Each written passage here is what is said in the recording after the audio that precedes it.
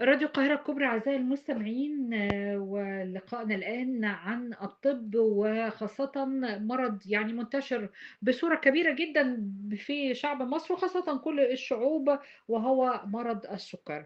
معنا الآن تليفونيا أستاذ الدكتور سعيد عبد الوهاب، رئيس قسم البطنة والكلى بكلية الطب جامعة عين شمس. أهلا بيك يا دكتور سعيد. اهلا بحضرتك واهلا بحضرتك. اهلا بيك. يعني عايزين نقول احنا عندنا مرض السكر ده النوع الاول والنوع التاني، ايه الفرق بينه؟ هو طبعا مرض السكر هو مرض فيه انواع كتيره، مش بس النوع الاول والنوع الثاني. احنا عندنا السكر في طبعا انواع تانية ما بين النوعين دول، بس دول النوعين الاساسيين، النوع الاول والنوع الثاني. اه. بناء على ايه بيتقسموا نوع اول ونوع ثاني؟ هم مختلفين في فتره ظهورهم ومختلفين في الاسباب، وبالتالي بيختلفوا في العلاج. النوع الاول ده بيظهر في سن صغير، في الغالب قبل العشرينات، امم. وبيبقى بسبب خلل في المناعة.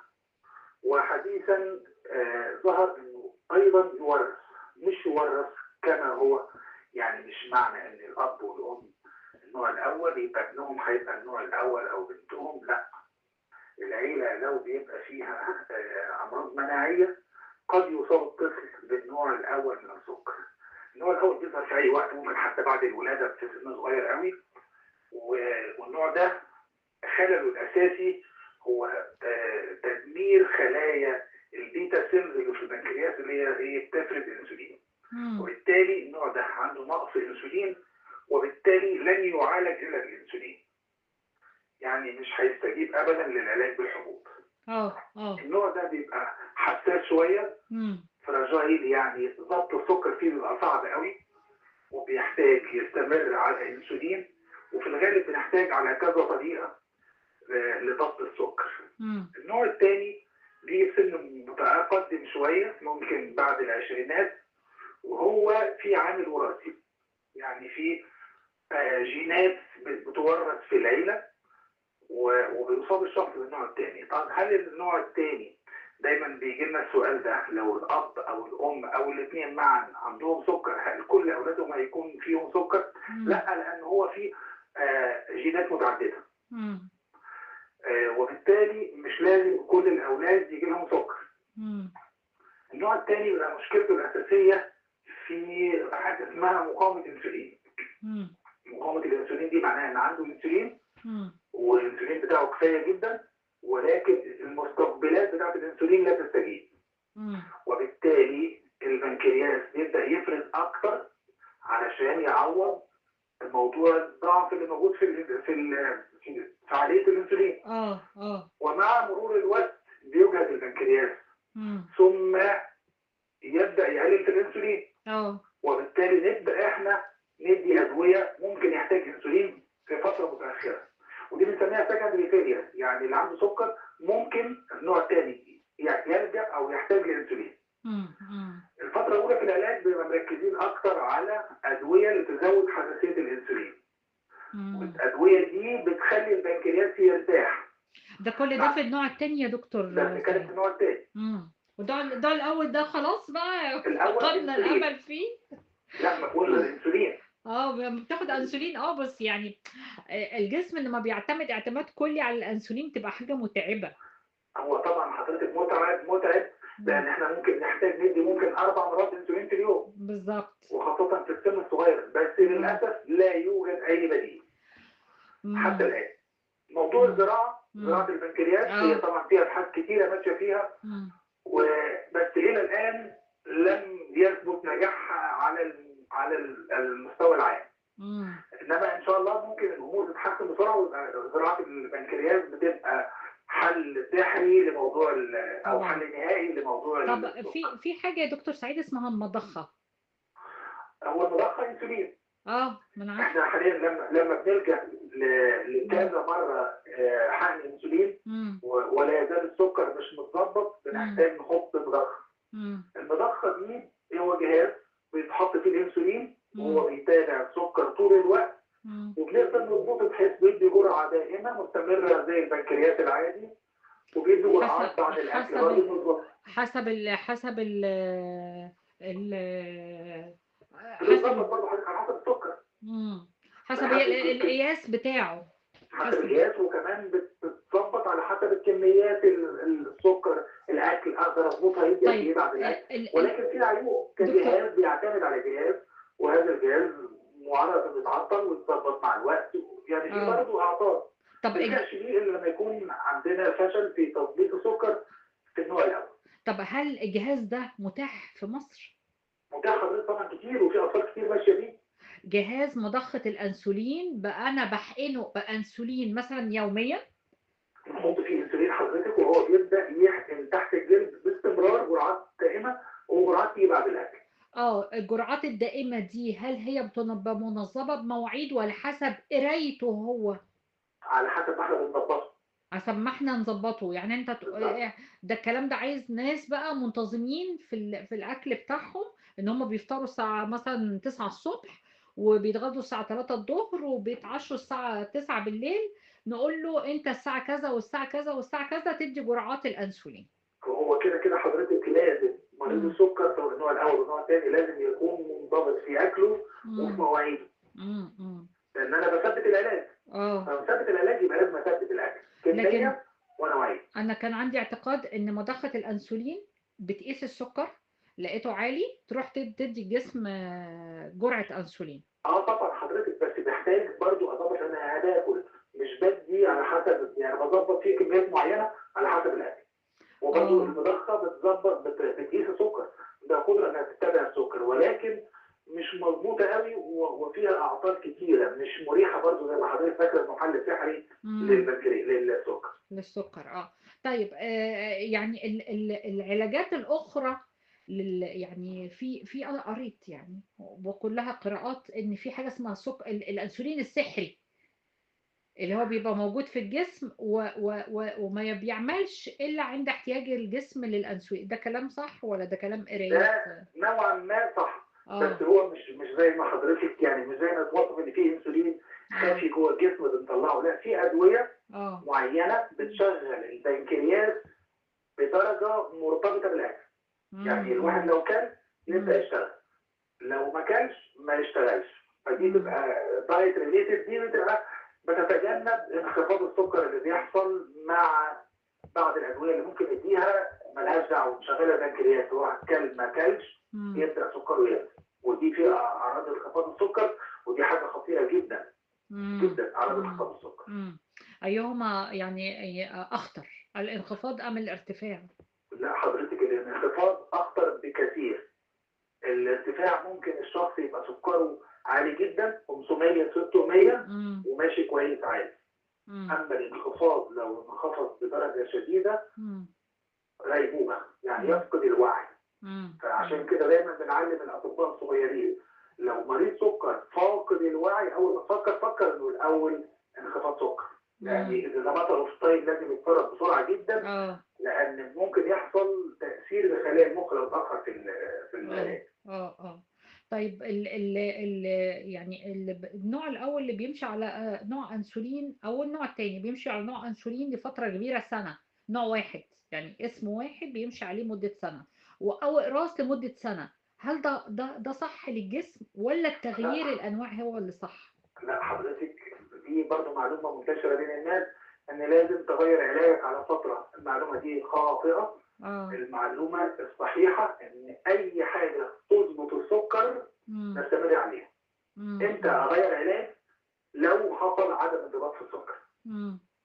جالي سؤال انه سيدة عندها سكر، وعندها دائما تنميل في الاطراف لدرجة ان هي ما بتعرفش تنام.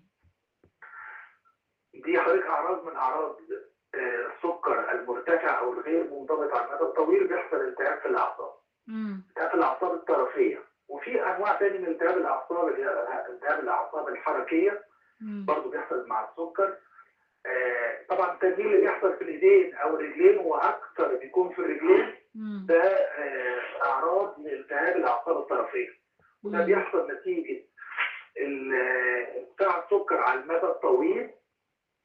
لو ما انضبطش بيعمل التهاب في العصب، وناخد بالنا ان الموضوع ده عشان يتعالج هو بيحصل في الغالب في شهور طويله، بيحتاج علاج لشهور طويلة عشان يتحسن. إمم.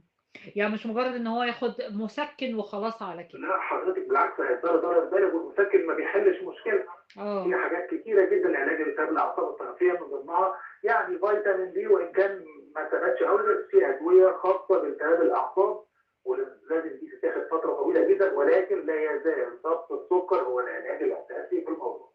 دائما مقولة تقول إن السكر صديق الإنسان، يعني كيف مرضى السكر يحققوا هذه المقولة؟ هو صديق يعني نقول صديق مجبرين عليه، أكيد وبالتالي أكيد يجب الناس مجبرة عليه، بس لازم تصاحبه.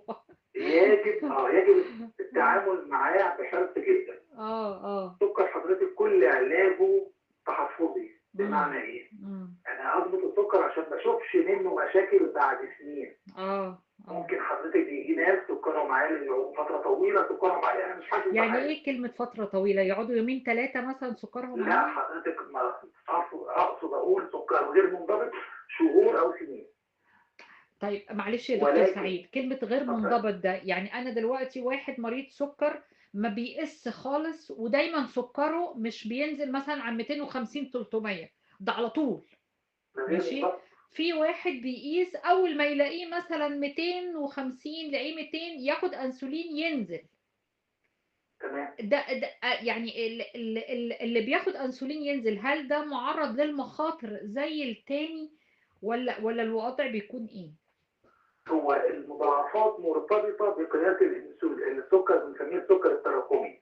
اه. السكر اه. التراكمي عباره عن ايه؟ عباره عن انه بيقيس السكر في كل اللحظات، مم. بيجمعهم على بعضهم في الثلاث شهور اللي فاتوا مم. لحاجه معينه بتحصل في خلايا الدم الحمراء. مم. تعرف سكري مجمل ومظبوط ولا لا. طب المركز بتاعنا النقطة التانية اللي أنا شرحتها، اللي بياخد أنسولين ينزل، ده ممكن يحافظ على التراكمي؟ طبعا طول ما الوقت مم. السكر عالي مم. طول ما التراكمي هيرتفع. اه. مم. السكر انه يطلع وينزل دي حاجه عاديه حتى في الشخص العادي، ما هو لما بياكل اي شخص عادي حتى لو ما عندوش سكر اه. سكره بيطلع ثم مم. بينزل بعد شويه، بس في حدود معينه. مم. المريض السكر كمان سكره هيعلى بعد الاكل وهينزل بعد شويه، بس برضه في حدود معينه. مم. المفروض التراكمي لا يتعدى 7. مم. 7 لو مم. التراكمي حافظنا عليه 7 فاقل، مم. ده مش هيحصل مضاعفات. مم. والشباب الصغير شويه بنحاول نحافظه على 6 ونص. ده آه، مهم جدا. ربنا يشفي الناس كلها. يا نصيحة رب. حضرتك يا دكتور سعيد لمرضى السكر؟ حضرتك السكر بيتاثر بحاجات كتيره جدا. اه. اول حاجه لازم نتابع، لان السكر عمر ما نعرفه بالاحساس. في اه. ناس تقول لا انا بحس بيه، لا خطا، لان هذا الاحساس سوف يتغير مع الوقت. زي مم. اي حاجه بنعملها في حياتنا، واحد لابس ساعه بيحس بيها اول يوم، ثاني مم. يوم ما يحسش بيها. مم. فالسكر لازم الاول يتابعه بالتحاليل. لازم سكر تراكمي يتعمل كل 4 شهور او كل 3 شهور على الاقل. مم. لازم نحافظ عليه تحت 7. مم. السكر بيتاثر بكذا عامل، فلازم العوامل كلها تبقى ثابته. مم. ايه هي العوامل دي؟ اول حاجه الدواء، العلاج. مم. العلاج بينزل السكر. مم. الاكل بيرفع السكر. اه. المجهود العضلي بينزل السكر. صح. ال- الوضع النفسي، يعني لو زعل يعلى سكره حتى من غير ما ياكل اه. نتيجه حاجه معينه. الاربع عوامل دول هم العوامل الاساسيه اللي بتتحكم في السكر. عشان السكر يبقى مظبوط لازم اظبط الاربع عوامل دول. دايما رياضه، دايما اكل مظبوط، دايما علاج بانتظام، مم. دايما نبقى يعني بقدر المستطاع نتجنب الضغوط العصبيه. في المتابعه مهمه، اه. وتعديل الادويه طول الوقت. يعني الدواء اللي المريض بياخده النهارده مم. ليس بالضروره هيظبطه بعد 5 6 ساعات، او مم. قصدي 5 6 شهور. ممكن مم. اضطر اعدل الادويه. مم. وبالتالي طيب، لازم يتابع ويرجع. دكتور سعيد عبد الوهاب، رئيس قسم البطنة والكلى بطب عين شمس، بس أذنك معانا مداخلة تليفونية وحضرتك معانا على الهواء. يعني أول ما سمعوا حضرتك وخبرتك على الهواء المستمعين اتصلوا بينا. خليك معانا يا دكتور. اتفضل ألو. يا حضرتك. أيوه. مساء الورد مساء النور. على حضرتك ناس دي. ازيك؟ عاملة ايه؟ اسمك ايه؟ وحشتيني كتير والله. ربنا يخليكي. مين معايا؟ معاكي هند صورة من اسكندرية. اهلا يا هند، اهلا بيكي واهل اسكندرية. عايزة تسألي الدكتور سعيد حاجة؟ أنا طبعا بتكلم في اللي أنا بشارك مع حضرتك وبنور الدنيا كلها في دكتور سعيد، وأنا عن نفسي عندي سؤال مهم أوي. اتفضلي. والدتي ربنا يديها الصحة والعافية، أنا من عشاق الحلويات دكتور سعيد. يعني الشوكولاتات، حلويات، بسبوسة، هريسة، جاتوهات، تورتات، كل حاجة الحمد لله. يعني يوميا الحلويات دي مش بتخلص من عندي في البيت. طيب ومامتك؟ مامتي بتقول لي الحلويات هناك ممكن تجيب لك لا قدر الله السكر، هي دي معلومة صحيحة؟ طيب الحلويات الكتير؟ ماشي خلاص، هتسمعي الرد من التليفون يا هند. شكرا. أقول لك حاجة مين بيحب الحلويات؟ ما كلنا بنحب الحلويات بس المهم كتير. ماشي، اسمعينا من التليفون يا هند. شكرا ليك يا هند. دكتور سعيد، حضرتك سمعت السؤال؟ معلش حضرتك السؤال مش واضح قوي مش معايا. واضح. دي هند من اسكندرية بتقول هي بتحب الحلويات كتير جدا جدا، فبتاكل حلويات كل يوم بصورة كبيرة. هل ده ممكن يخليها تصاب بالسكر؟ دي معلومة برضه عايزين نقول للناس عليها. بصي حضرتك، اللي ما عندوش جينات سكر مهما كان مش هيجيله سكر. طالما العيلة ما فيهاش او جينات السكر مش في جسمه. اما اللي عنده جينات، حاجات كتيرة قوي هتظهر السكر فيه، من ضمنها قلة الحركة، زيادة الوزن، اللخبطة في الأكل، كتر الحلويات.